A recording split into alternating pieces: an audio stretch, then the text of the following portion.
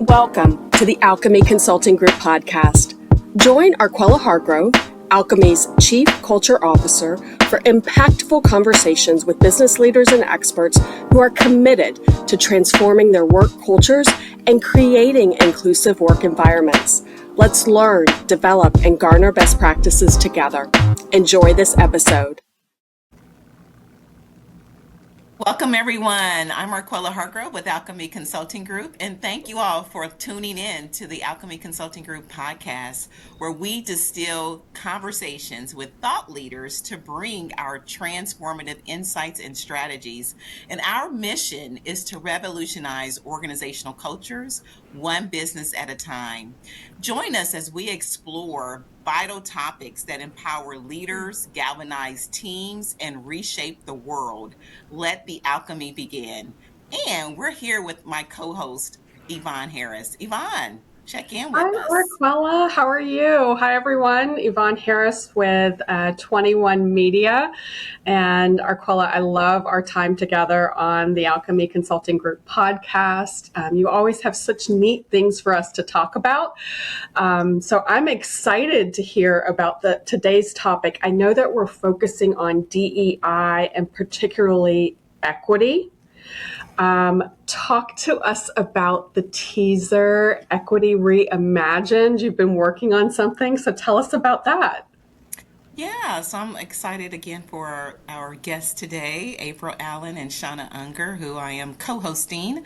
Fabulous retreat, y'all, that's going to be coming up in October 3rd through 6th at the marvelous Ritz-Carlton Hotel in Palm Springs, California, where again we have executive level women, business owners who are all talking about equity, right? What does that look like? What does it feel like? What does it sound like as we are moving forward in the discussion around diversity, equity, and inclusion, and how do we advance the conversation within our organizations? And so a great time will be had as we're talking about what does that look like within our organizations going forward into the new year, and what are those strategies again that we can take, that we can apply to transform our cultures, whether we are working with client groups or whether we are internal to organizations. So because again, we have some great guests as well. We have Tiffany Cross, who's going to be one of our keynote speakers. And I am a fan of Tiffany, and when she was on MSNBC and now with her own podcast, we have other fabulous guests. And I'll ask April and Shawna to weigh in as well. Well, thank you, Arquella. It's so good to be here, and Yvonne, and we look forward to our time together. But yes, we also have Mandy Fields, who's the CFO of Elf Cosmetics, who has been actually one of the youngest CFOs of major corporations when she ascended into her CFO positions. And so she'll be talking about her journey and also what DEI practitioners need to present to their CFOs to still make the business case in such a challenging economic time for so many organizations and corporations. So looking forward to that discussion and topic. Anything you want to add, Shawna?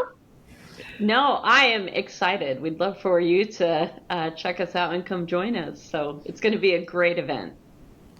Yes. Well, yes. I know as a trio, you all are a powerhouse. So it's definitely going to be a one-of-a-kind experience. So for those who are going to be able to attend, I think it's going to be super. And we want to capture the stories of the attendees too and hear from some of them as well. But Arquella, before we jump in any further, should we have April and Shawna introduce themselves and then maybe take a deeper dive into that concept of equity, which I think was really the catalyst for this retreat that you all have pulled together. So April, start us off. Tell us more about yourself, and then Shawna, we'd love to hear from you. Okay, thanks again. I'm April Allen, and I am with Allen and Unger. Obviously, I'm the Allen of the Allen and Unger.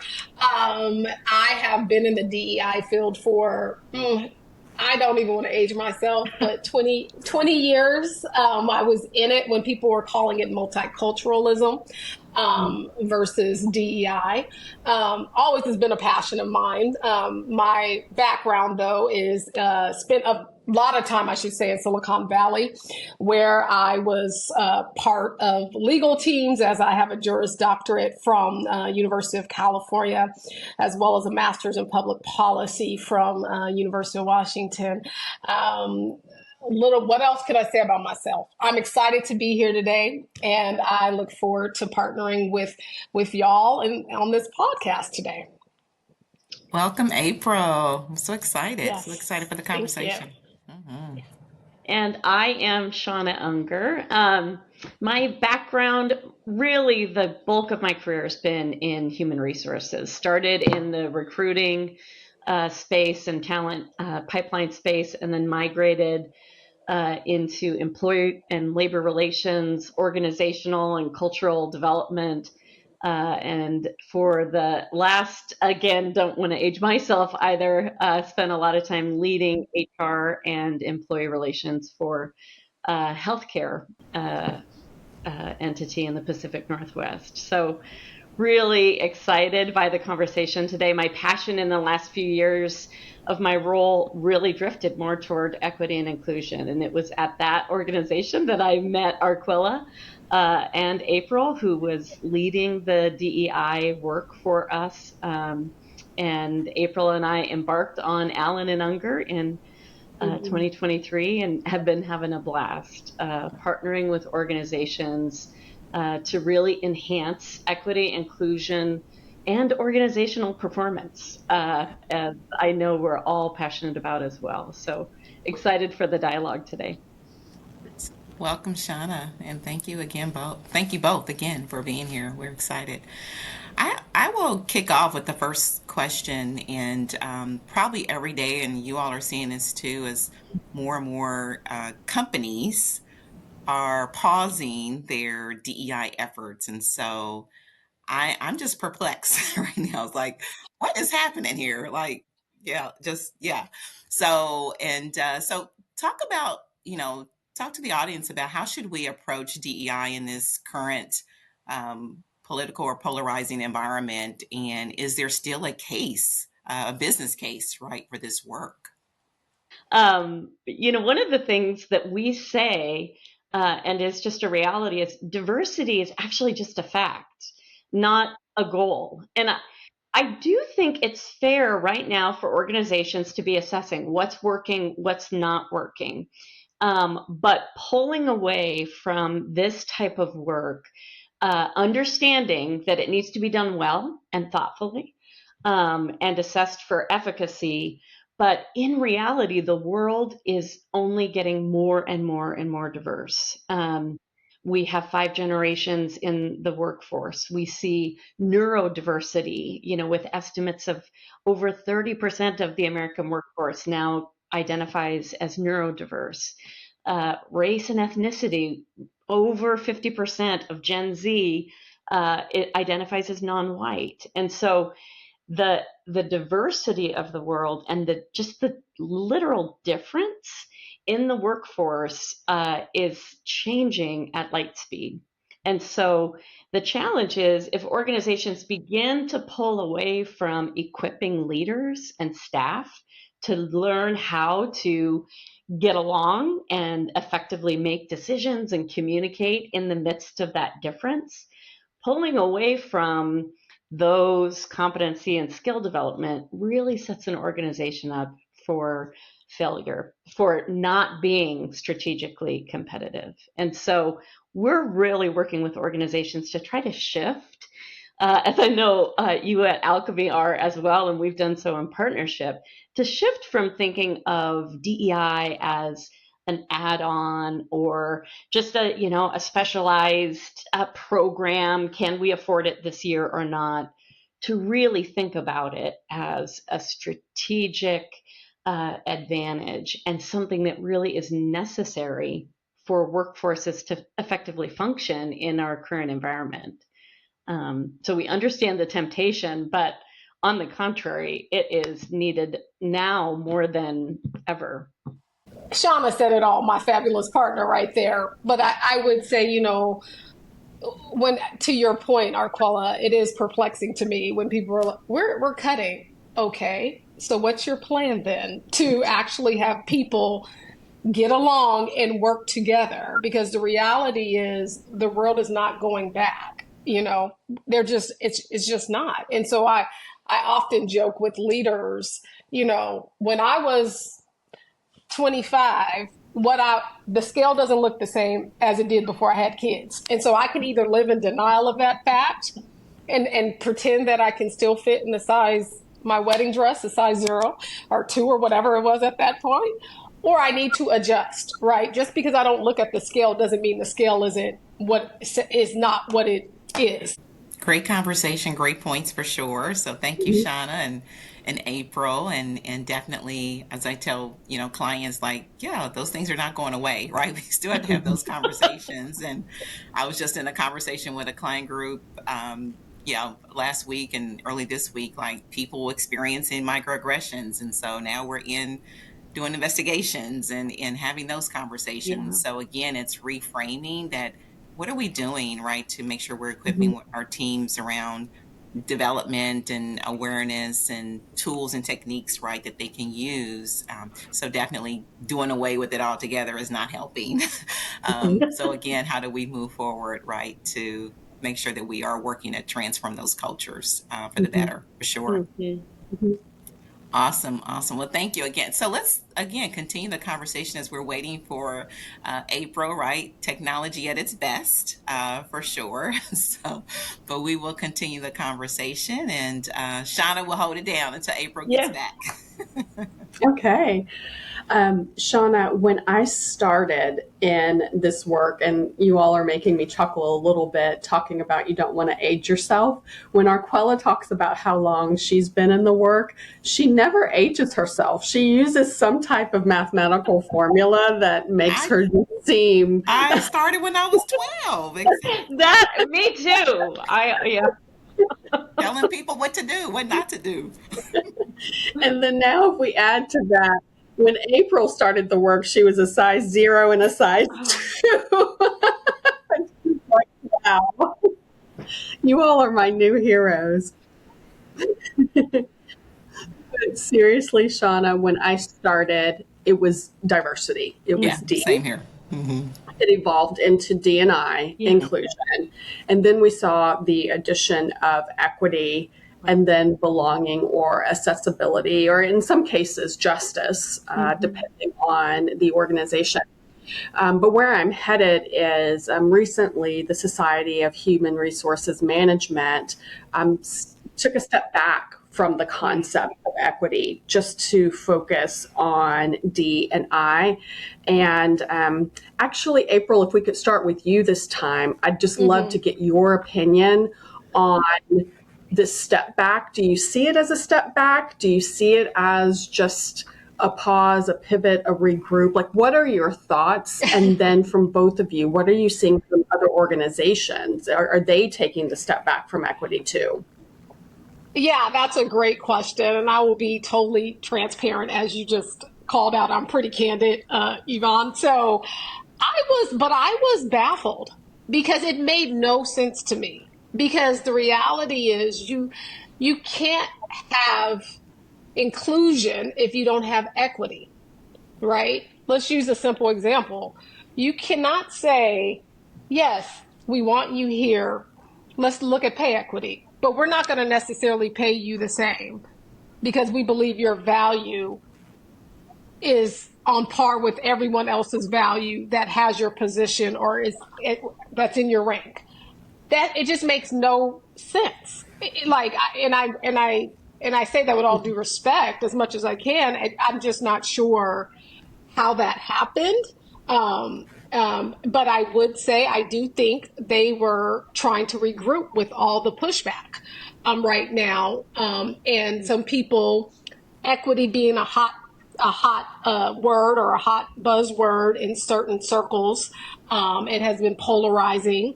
And so they were trying to, I believe, I can't speak as I have spoken to the person who have made the decision or the persons, but I believe they were trying to address and get ahead of what we've been seeing and what may be coming in the next few months.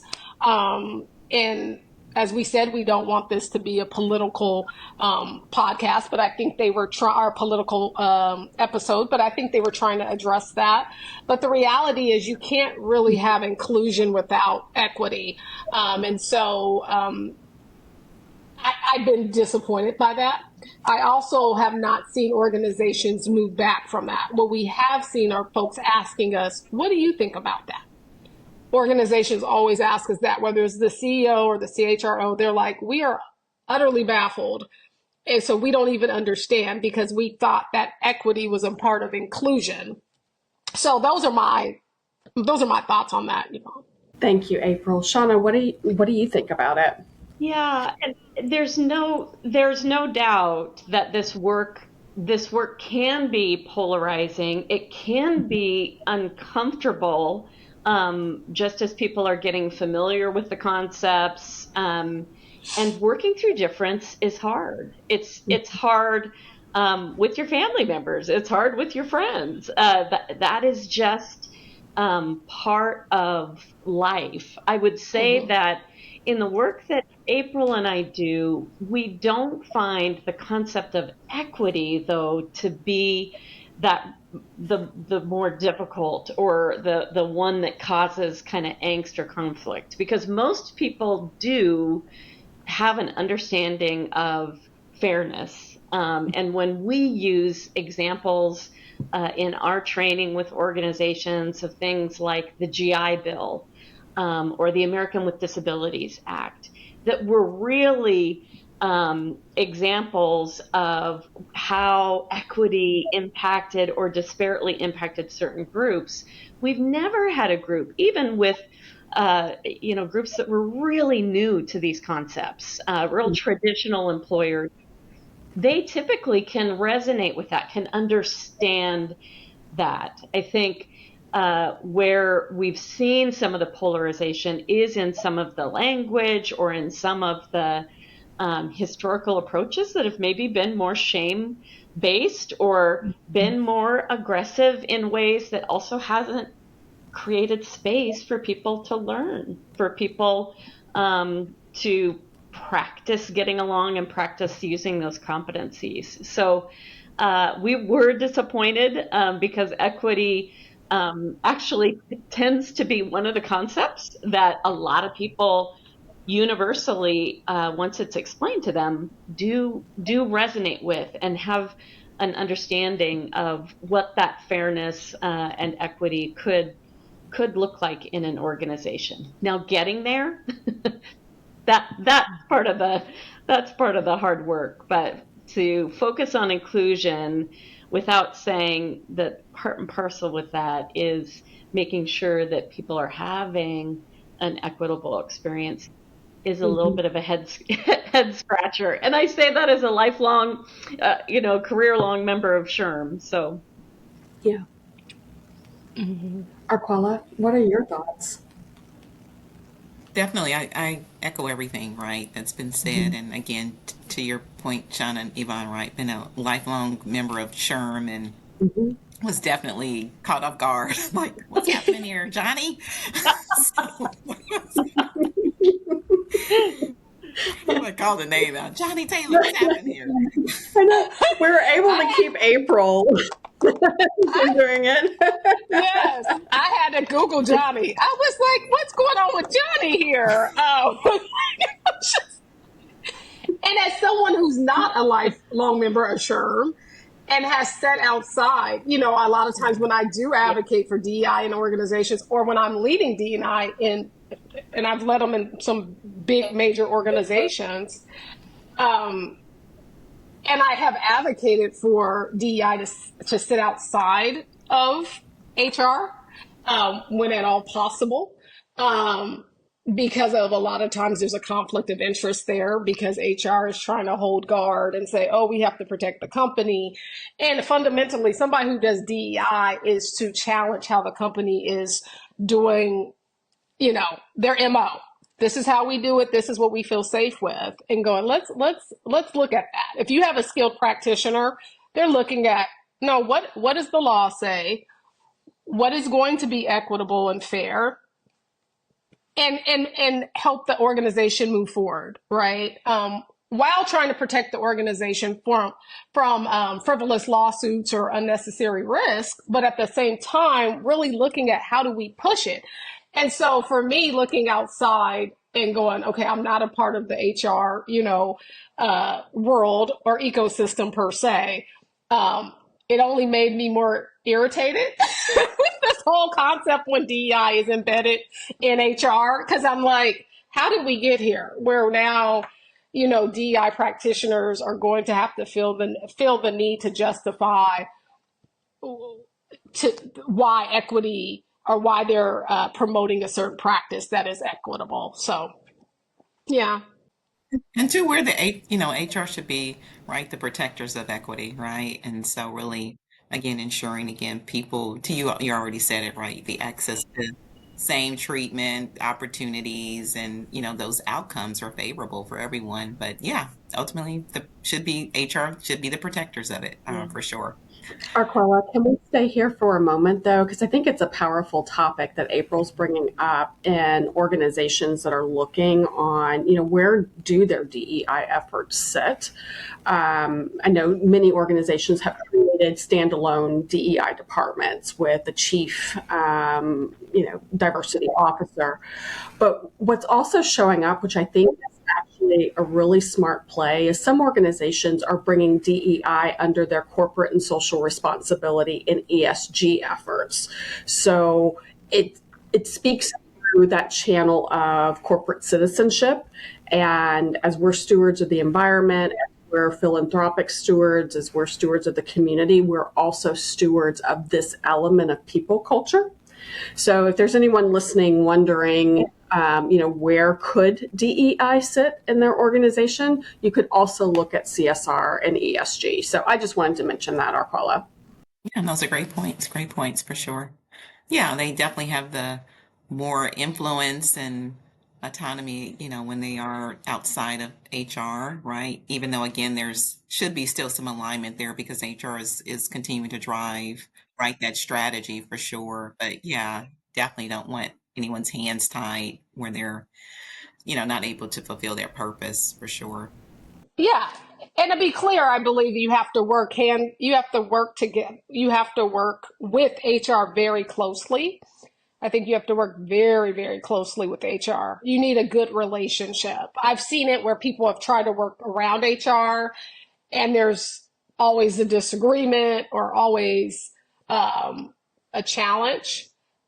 There's just head butting. I've seen that. But ideally, which is what brought Shawna and I together, was we worked so well together to be able to make changes within the organization. But yeah, I think a lot of people are asking that question right now, Yvonne. So Definitely. Yeah, great conversation. So you think about, again, just the necessity, right, to continue to have these conversations and help it drive, our organizational cultures.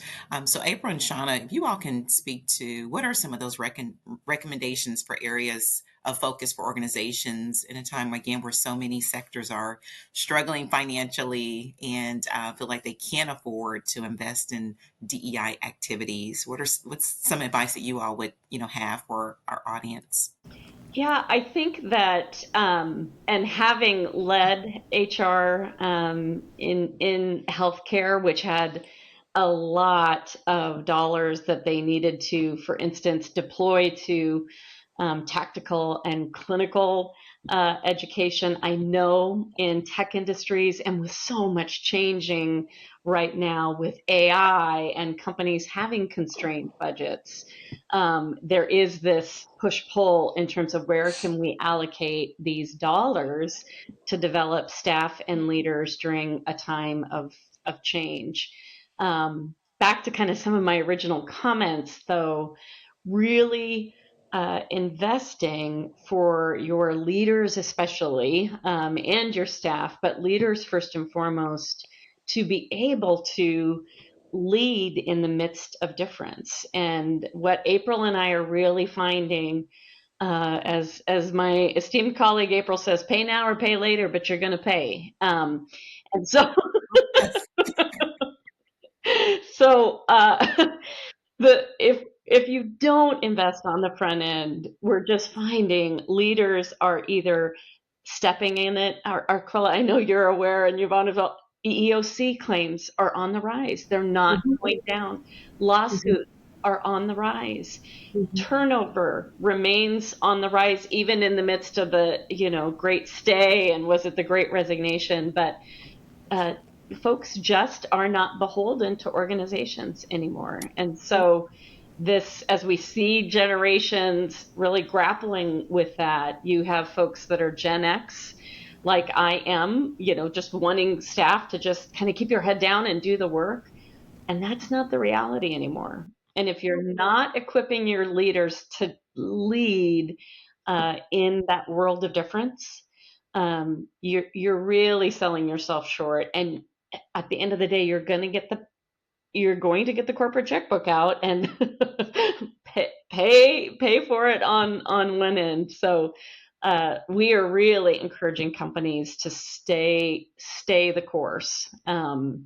Stay the course with that. April, what are your thoughts? No, the same. I think you have to make sure that you're investing in leadership to make sure they are able to navigate the nuance of difference.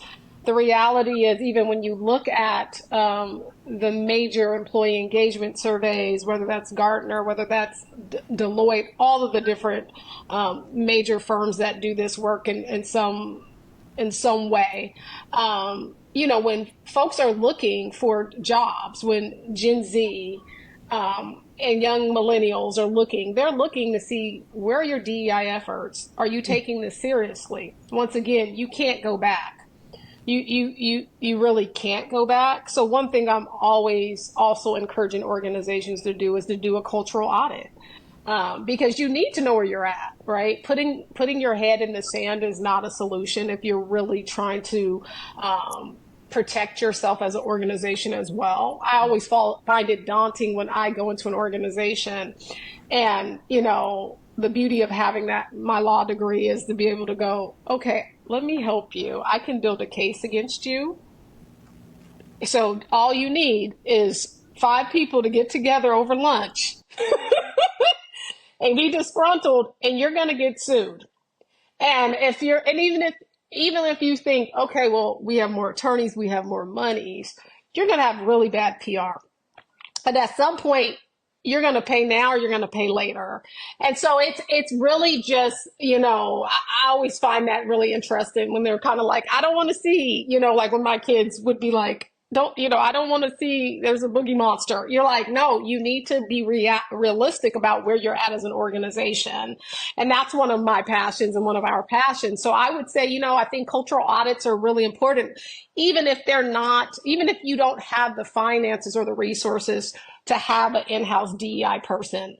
But really doing that part, having that assessment, having that audit is going to set you up to know, how should our HR team be training folks? How should we do our performance management? What is all that going to look like? And so you can start building and embedding those skills that are going to lead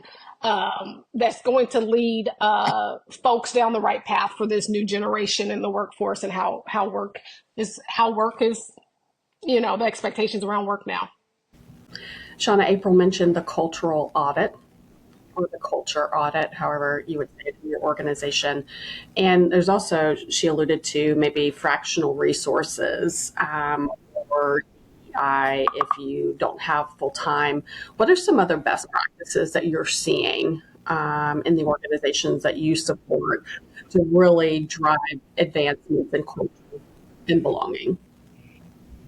Yeah, we are seeing that organizations that are, again, if they can't support that full-time FTE or a full-time team, and it's one of the passions that April and I have, even about going outside of the organization, is bringing in groups such as Alchemy to do an assessment, provide some strategic recommendations that are actionable, and that I think there's a myth that this work is really complicated.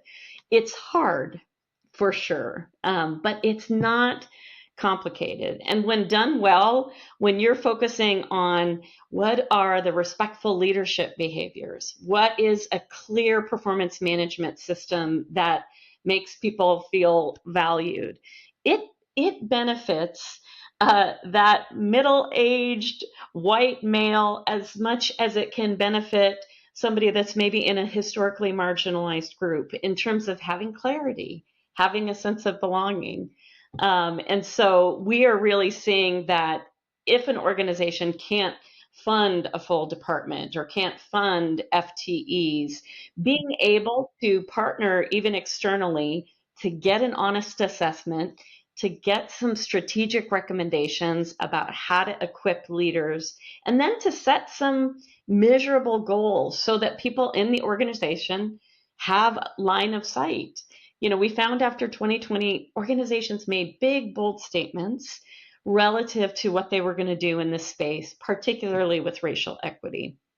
And then with the economic realities, with some of the polarization we've seen, organizations started to backtrack off of those financial commitments. And now we're really seeing tension and disgruntled staff who are looking at that and wondering, was that just performative? And so understanding the economic realities, there is a pathway for an organization to still move forward, maybe get some outside help that can be, again, more episodic and not as expensive, but create traction and progress, line of sight forward for staff to stay engaged and leaders to be equipped to better lead in this environment.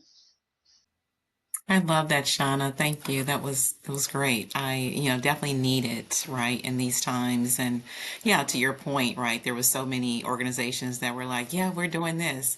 And there's reports that probably 80% to 90% of those organizations did nothing, unfortunately. And so we know that there is still a need.